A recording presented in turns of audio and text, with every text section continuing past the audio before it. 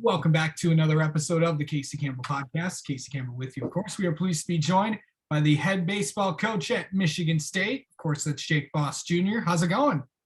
Doing great, Casey. How are you? I'm doing well. So let's how has these first few weeks have gone for you guys, and what have the Spartans looked like so far this year?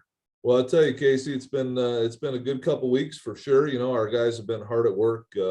They started working on their own. Captains were running practice right when we got back to school here in January, early January, and we started team practice on the 28th. So, you know, we're a week and a half in, and we got about a week and a half to go before our first game. But you know, our guys are going to be ready. They're, like I said, they're working hard. They're in great shape. You know, the attitude and the atmosphere in the locker room is fantastic, and you know, it does seem a little bit more like more of a normal year than what we've had maybe in the last two. So I think that's a real positive. So guys are excited and chomping at the bit to get started. Okay, so I've done this with every coach I've had on so far. Kind of take me around the diamond. Tell us who's going to be out there for you guys. Yeah, well, you know, on the mound, that's an interesting one. You know, we're not quite sure yet, and I think we have a lot of guys that have a lot of potential. But this is really the first year we go into the season without a clear-cut, I guess, number one guy. And so, you know, I think there is a lot of depth on the mound, but, you know, where that all shakes out and what roles those guys fill kind of remains to be seen once we get playing. You know, like I said, that'll kind of shake itself out.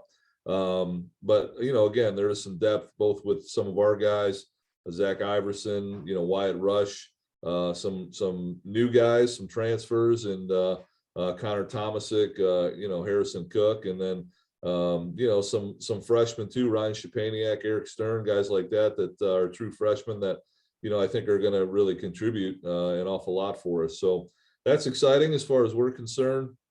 You know, behind the plate, we got three really capable guys, and Gabe Sotris and Brian Brecker and Christian Williams. You know, Brecker and Williams are both COVID or redshirt freshmen. And Gabe caught a lot for us last year, so that's exciting for us at first base.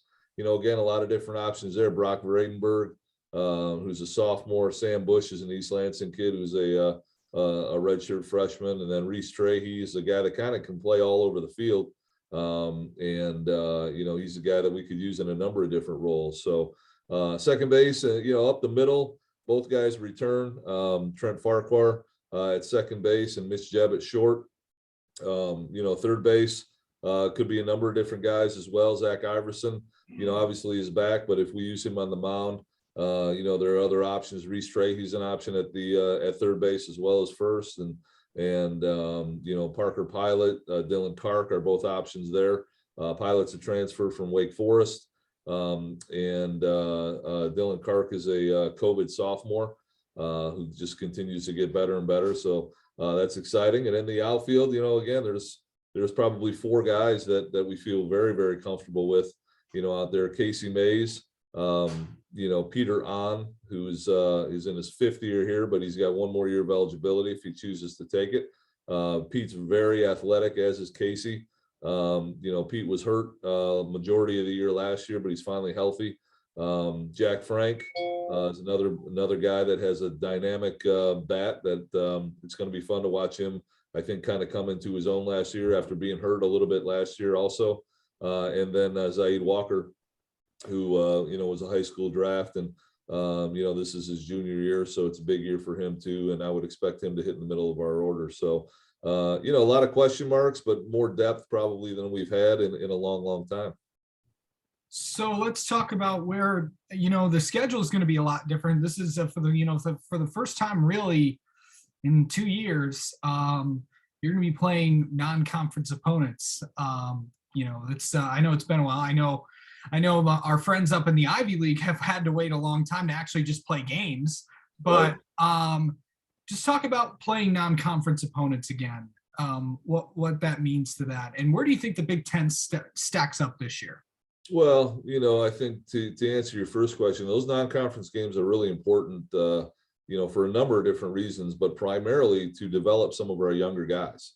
And, you know, initially, early in the season, obviously we're using those non-conference games to try to get ready for conference play. And then once we do get into conference play, we play those Tuesday, Wednesday, midweek games, and that's where you really have a chance to develop, a number of different arms, some of the younger guys that may not play over the weekend. And so it was really tough last year to do that just because we only played conference games. And so, I think maybe in a year where we didn't have the depth on the mound that we would have hoped for last year, I wouldn't say it worked in our favor, but we kind of were able to get away with it.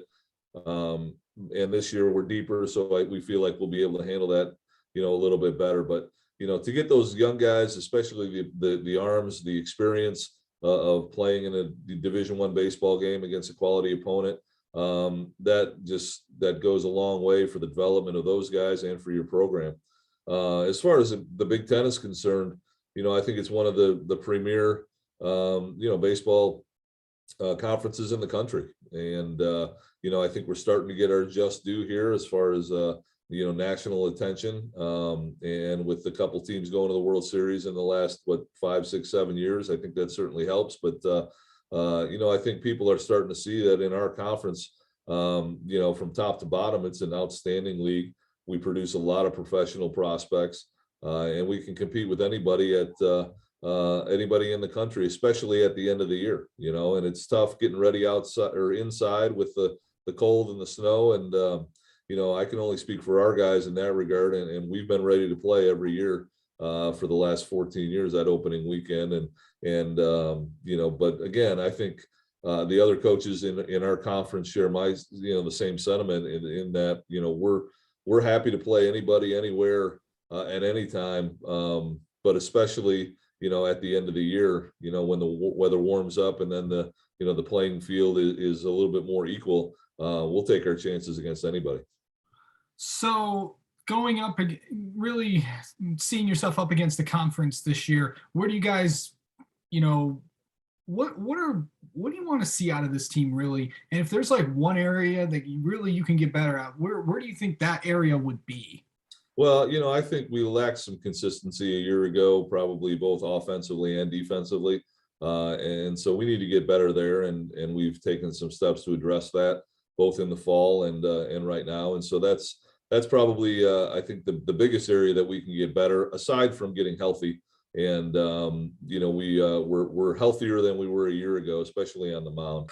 And so I think that's obviously extremely important in the successes that we would have.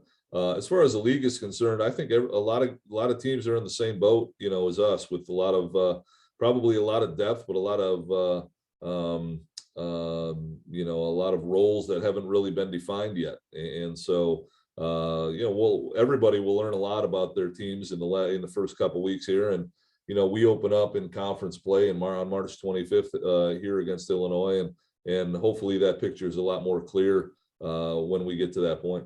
All right. Well, Jake Boss Jr., thank you so much for coming on. Of course, the head coach at Michigan State. Good luck this season. Let's have you on again sometime. All right. Thanks, Casey. Anytime. Appreciate you.